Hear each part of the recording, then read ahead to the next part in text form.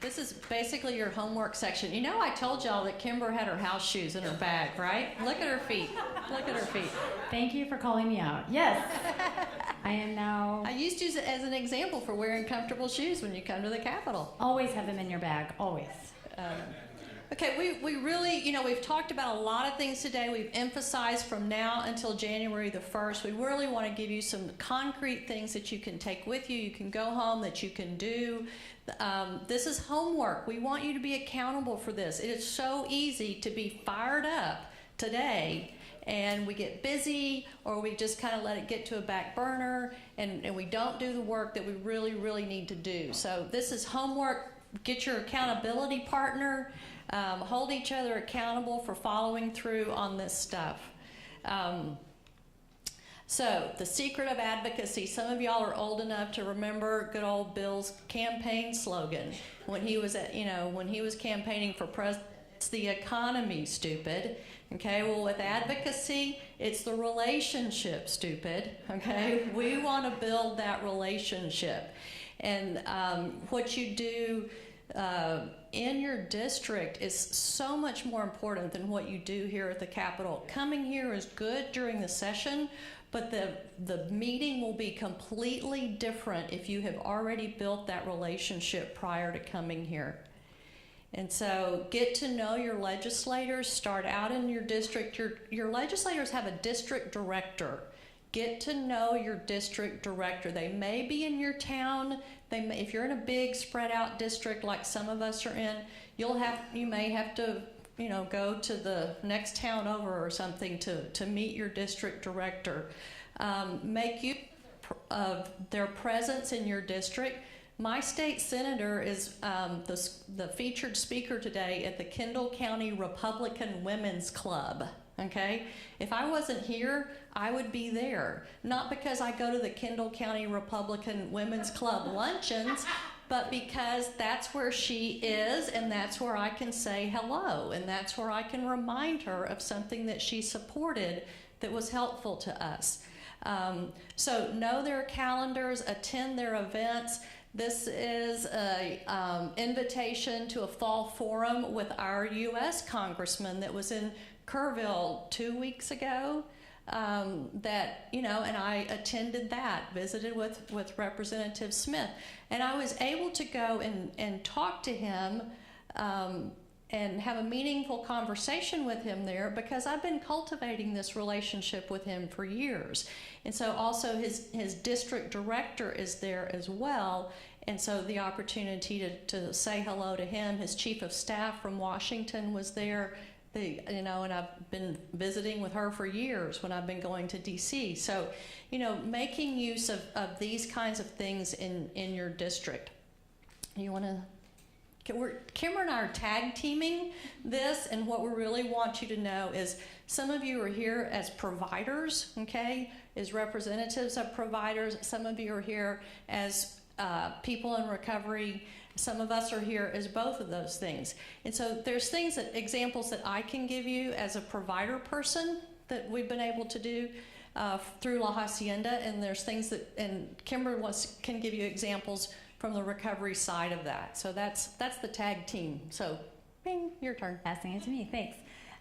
So I just want to say, first of all, thank you all for your excitement and enthusiasm. I'm absolutely astounded. There are days like these where I get teary-eyed almost all day long. And I know that's because I'm a big advocacy nerd. But from my perspective, it really boils down to this, guys and girls. When you have that voice in the back of your head that tells you, I don't think I can make that call. Like, what am I going to say to my policymaker? Or I'm not a subject matter expert, or I've just finished my LPC program or my LCDC program, or I'm only 3 months in recovery. Please know that every single one of us who've been standing here in front of you, and every single person you see that's at a Capitol or at a hearing has felt that way a couple of years ago, felt that way a couple months ago, and probably felt that way a couple hours ago. So first and foremost, I want everyone here to know, as individuals who are out there doing the work in the field, picking up that phone is half the battle. Going and sitting in front of people, it does take courage. And each and every one of you are extremely brave and extremely courageous to put yourself out there and do what most constituents in your communities are not doing, and specifically doing it about something that matters to you and you have personal experience in. That's even harder. You would think it'd be easier because we could speak about it from the heart. And once you get us going, right, none of us shut up. But actually initiating that contact is very difficult. I want you to know you're not alone. We all feel that way. So what we're gonna do and talk a little bit later about is how to equip you with some tools to make that a little easier. But I just wanted to say, if you're sitting in the chair today, if you've been listening and you're thinking, this is all, high level stuff, I'm not sure it's really meant for me, that's a lie. Just shut that down right now. You're in this seat because you need to go find one of your friends and you need to make that phone call to one of your local representatives and you need to go to their office in your town and introduce yourself. That's why you're here. So can I get an amen or a round of applause or something about that? Thank you. Because that was my biggest hurdle. And boy, when the day came, and I'll just give you an example, this is just an anecdotal example of what that means. When the day came that I was on the phone with my mother, who's a very big influence in my life, and a positive one. Let me preface that. Positive influence in my life. I was on the phone with my mother, and she said, "Sweetie, you just got to call him. You just got to do it." And then later I talked to Jason, and he said, "We just got to do it." And I said, "You know what? I'm just going to do it." And I was standing in my living room after 2 back-to-back business meetings, by phone. I hung up the phone. I looked up Representative for Price. I knew that he was chairing the mental health committee here in the Capitol, and so I just looked him up because I live in Lubbock, and there was his phone number to his office. And so I picked up the phone and I dialed, "Hello, hi, it's Kimber. I, am a person in recovery and I'd like to set up a meeting. There's some constituents, friends of mine who are in Amarillo, and that's where Representative Price is. And we'd like to have a conversation." Now, granted, it took about 5 more phone calls, 3 months, and me answering on, I think it was a holiday, like Father's Day or something. I had to excuse myself from a family dinner and go answer the phone because his chief of staff was calling to arrange a meeting. So it took a lot of work.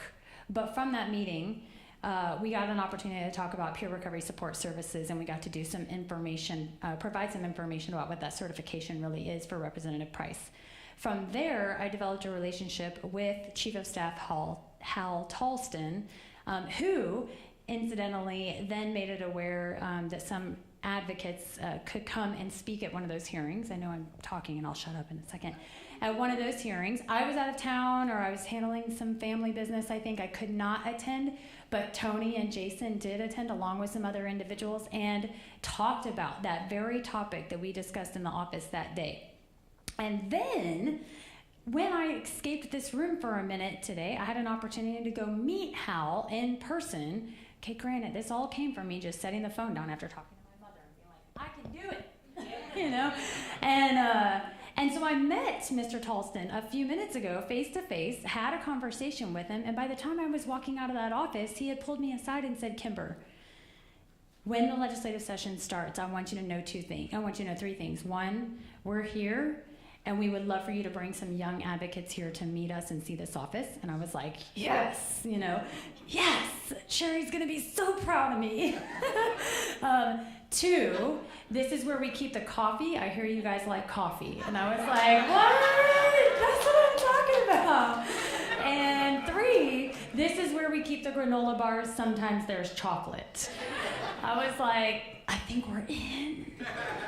I think we have built a relationship. When you get invited to granola, right? So, y'all, anybody who's sitting in this chair and thinks this is not for me, this cannot happen, yet I can do it. You can do it. I'm wearing house shoes. Okay, so I can do it, which means you can do it, which means all your friends can do it, and that's what we're gonna need. That's what we absolutely need. So that's my experience that I'm sharing just this moment. That's great. Did you wear your house shoes to his office? No way. Nope. Those were hidden inside my bag, and no, ma'am. Total professional. That's good. Yeah. All right. I have walked into those offices and forgotten to change my shoes, I'll just tell you that. Another thing is just, I live in a small town, and so we have a small town newspaper, and every Tuesday, the small town newspaper has a little column called Capital News, and it's about what's happening here in Austin. And I read Capital News to see what's going on. I also read the emails that you sign up for their emails. You go on their website, you sign up for their emails. I read their emails. Because what I find out is what's important to them, okay? I want them to know what's important to me. So good relationship has give and take, right? I need to pay attention to what's important to them as well.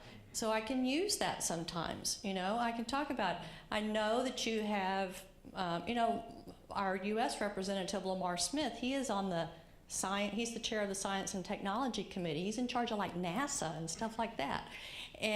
But one of the things I've been talking to him about is, can we find a way in the Science Committee to do some meaningful research on, are there medical benefits to marijuana? If we're going to have this national conversation about marijuana and everybody's going to start legalizing it and say it has this great medical purpose, let's treat it like medicine. Let's research it like medicine. Let's really find out. So I've been kind of talking to him about that because he's got this Science Committee thing. So just finding ways that we can connect. I just will add one more thing about that. It is important to do a little bit of research. So I've made the mistake before of walking into a representative's office and saying, we need more funding. There's not enough funding. Well, it was a bit offensive because that particular representative was one of the individuals who pushed forward additional funding in the last 2 legislative sessions and was very proud of the fact that he had done that for our constituency. The fact I didn't know that did not work to my benefit when I made those statements in his office. So knowing issues, hot button issues, and also knowing a little bit of their past is very helpful. You can just avoid the mistake I made. And when in doubt, just thank them. Mm-hmm. Thank you for your support. And this is some of what we've already been talking about. But then also, especially when we're talking about state legislators, you may very well know people who know them personally. Don't be afraid to reach out to individuals that are their buddies, or that maybe they go to church with, or maybe they're, your state legislators, they have a real job. My state representative is also an insurance agent. Okay, he has an insurance agency the other however many days of the year he's not here. And so they're in your communities. So, you may very well know people who know them. The relationships with the staff, I think we've talked about that. I don't know that we could ever emphasize that enough. Visiting them, sending emails, making those phone calls, and finding opportunities to do that. The U.S. Representative Lamar Smith, his district director, I saw his district director on TV one night, and I wanted to email him about something, and so I used that. I said, hey, I saw you on TV last night, and oh, by the way, Cara Bill. But being able to, there's a little segue there. But just those opportunities to connect, and not to bombard them. I may send an email every 3 months or something, so it's not like overboard. During the session when there's actual bills going on, it's going to be more than that, but just maintaining that relationship. We talked about some of those other things. And then this picture, this is from my back porch, and State Representative Doug Miller was running for re-election. And I did this several times this year with several different contexts. And so I said, I can gather the treatment leadership from your district. There was about six different facilities represented. And I said, I can gather the leadership from your district. We would like to talk with you about the things that we believe are important in your district around addiction treatment and recovery, And he's campaigning. He came, we had a little dinner at my house. He came, it was basically a campaign stop for him, but we had the opportunity to say, these are the issues, this is what you didn't get to come to. These are the issues that these are the issues that are important to us. Come to find out, he is good buddies because he's an insurance agent. He's good buddies with the Texas Department of Insurance Commissioner. Guess who's in charge of parity enforcement in Texas? The Texas Department of Insurance Commissioner. Guess what else happened? He didn't get reelected. He lost. So good effort, no good anymore. I got to start over with somebody else. He can still call TDI for you, he's in town. Yes, he is. So it's, again, the connections, and it's like everything else that we know, about, be it in recovery, be it in the treatment world. It's one big network, and they have one big network too. So being able to tap into their network as well. Yeah, it's a little bit of a sidestep, but I just remembered and wanted to say this. Believe me, I am one passionate person, and I can get heated in conversation about things that matter, and a lot of things matter. When we are discussing with our aunts, our mothers, our sisters, our employers, our elected officials, I try to practice that attitude of attraction, right? I try to remember that if I'm going to present a problem, it better be presented with a solution as well. So I'm not going to go into my elected official's office or their staff, and because meetings with staff is just as important, as Sherri has said. What I'm not going to do in here in any of these touch points is talk all about problems, because that just for me personally, it doesn't work. It's not that I avoid talking about the issues, but if I don't have a proposed solution, I don't know how to make an ask. And I can't ever walk into a meeting without an ask. What is my ask? If my ask is just simply for my elected official to consider me as a subject matter expert, as a resource for them, then I better be that. I better understand what the issues are and what potential solutions are. Even if I don't have one, I'm trying to push forward specifically. But I really, really think it's important to think about the overall tone of your message. Are you attractive in your language? Are you excited and grateful for the work that they do and the service that they provide you? Or are you pointing a finger and you telling them, there's no way out of this, we're doomed, we're never gonna make it? Because I think that's a very difficult stance to support, and to feel like they can be effective and make policy change that's going to have impact on our communities and on our services. And we really need policymakers to feel like they're making impact, even when we want to pull our hair out and stomp our feet and say, this is not going to do what I need it to do. It's going to do something, and it's the long game we're shooting for here. Big wins are great, but it's really a long game we're playing, which most of you probably already know that. So positive, positive, positive. Speaking on behalf of the treatment providers, where can you collaborate? So I gave you the one example that we did with the state representative. This is an example from our U.S. representative. And I've been working for years with his staff in Washington, D.C. And I went to again, in my small town, I went to a dinner that everybody in my county is Republican, and so everything they do is Republican something or other. So I went to another Republican dinner. I drugged my husband with me. He's certain that he's going to catch something if he keeps going to these things with me. And so that's when I met the district director for Lamar Smith. And I told him, I said, hey, I've been inviting Representative Smith to come visit La Hacienda. So I really would like that to happen. And he said, I think we can make that happen. And so in February of this year, Lamar Smith came to La Hacienda. I had 45 minutes. He said, I got to be out of here in 46 minutes. I said, you'll be out. And so, he came 45 minutes, very quick tour. He had an opportunity to talk with the staff. We had a little reception. He talked to the staff. Boom, he was gone. And I said to his district director on my way out, I said, my ultimate goal is to get him for a sit-down dinner where we can tell him what's important to us. And he said, I think we can make that happen. Because I had honored their time commitment and I had made what he did to come out to La Hacienda valuable, he said, I think that we can make that happen. This is a picture of a sit-down breakfast that we had.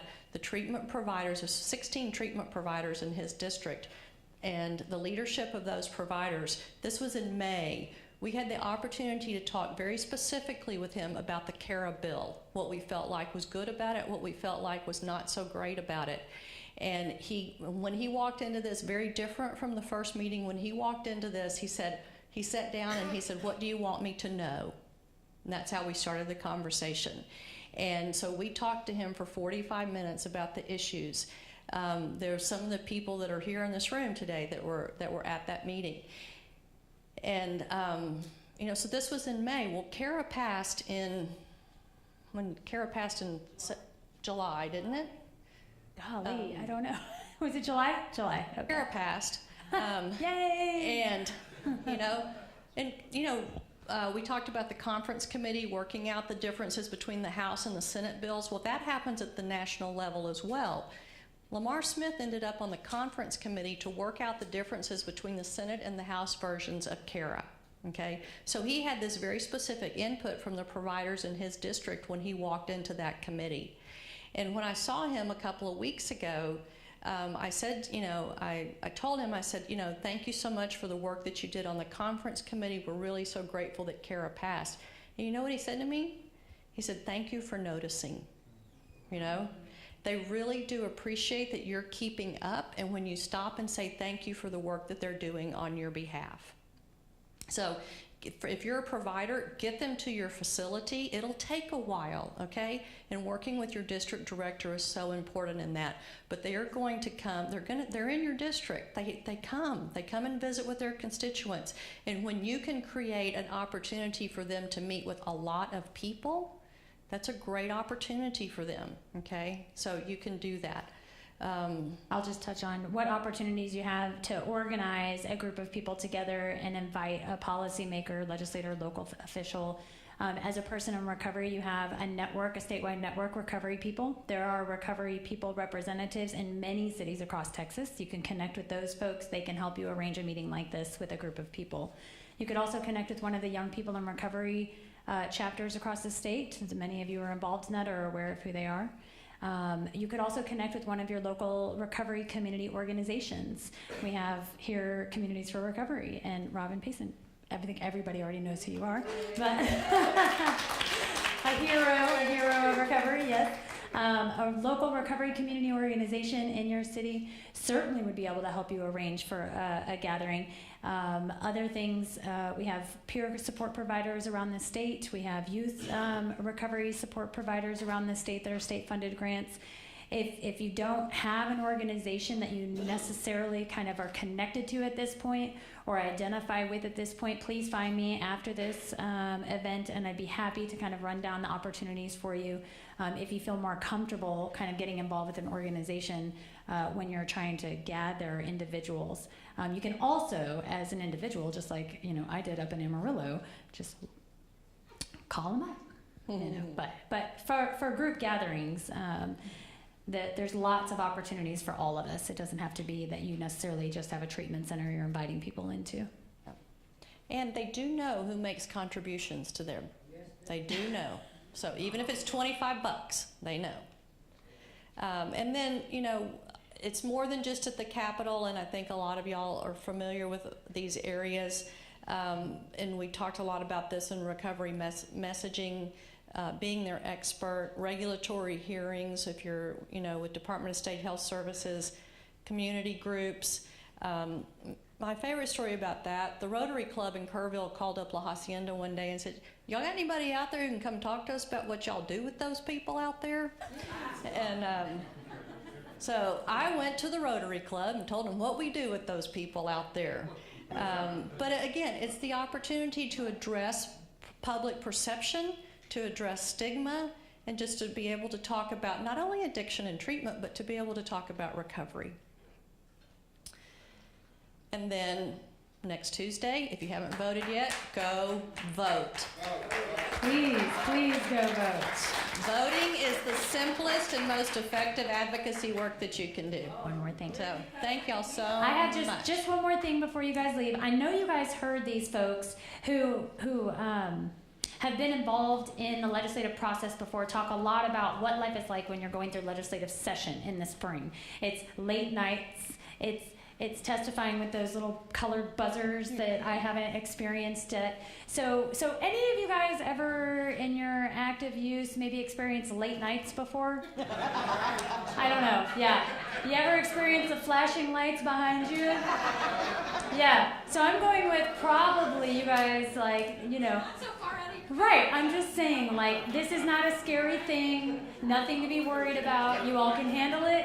We'll see you back here March 7th. Bring 2 friends. Bring 2 friends. And we'll be connecting with everybody via email in the meantime. Is there anything else? That's it. Okay. Well done, guys.